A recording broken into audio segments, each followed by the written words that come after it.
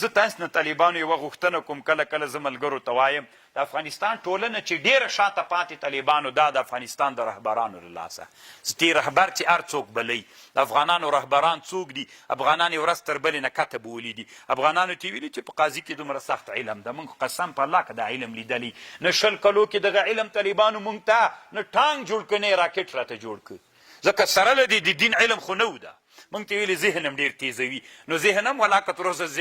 داسې تیز سوی وي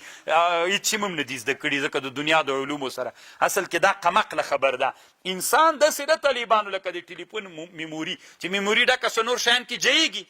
موږ ټول ذهنونه دلته له هغه نه ډک کړي راباندې قاضي و د حمدالله په اشو باندې په پس دغه نه موږ چې میموري کې واچو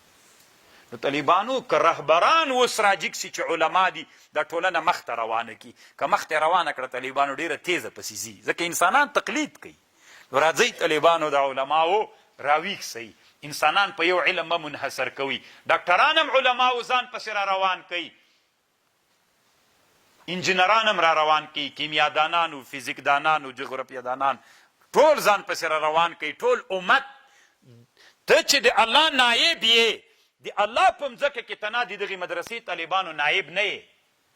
ته چې عالم یې زه چې عالم یم په ما باندې دا نه ده طالبانو چې زه به تنه طالبانو ته دین ورښیم ټول اسلامي ځکه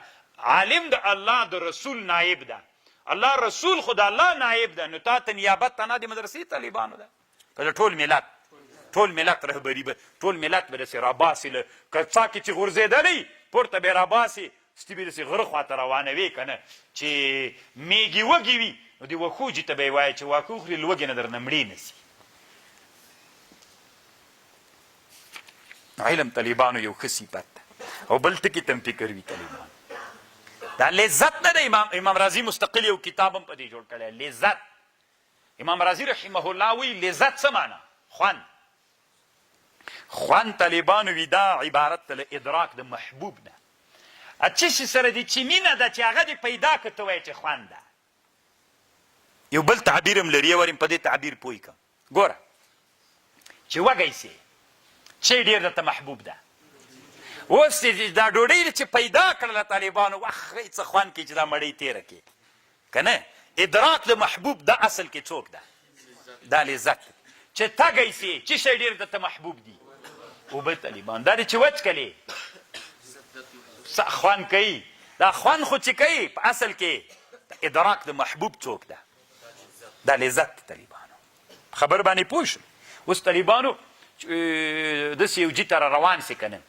چې ټوله ورځ دې داسې غرونه ولیدلي دي یا دې خړې پړې دشتې لیدلي داسې یو ساحې ته لاړ سي چې هلته ډېر ښه ګلان دي شنه دي ونې دي نو سترګې چې څه پکې اچوې خوند کوي هو یو خوند خو کوي که نه ولې خوند کوي طالبانو ادراک د محبوب دغه ادراک د محبوب دا څوک ده دا لذت او علامو درد چاته وي درد څه معنی چې محبوب درنه لري اوبه ډوډۍ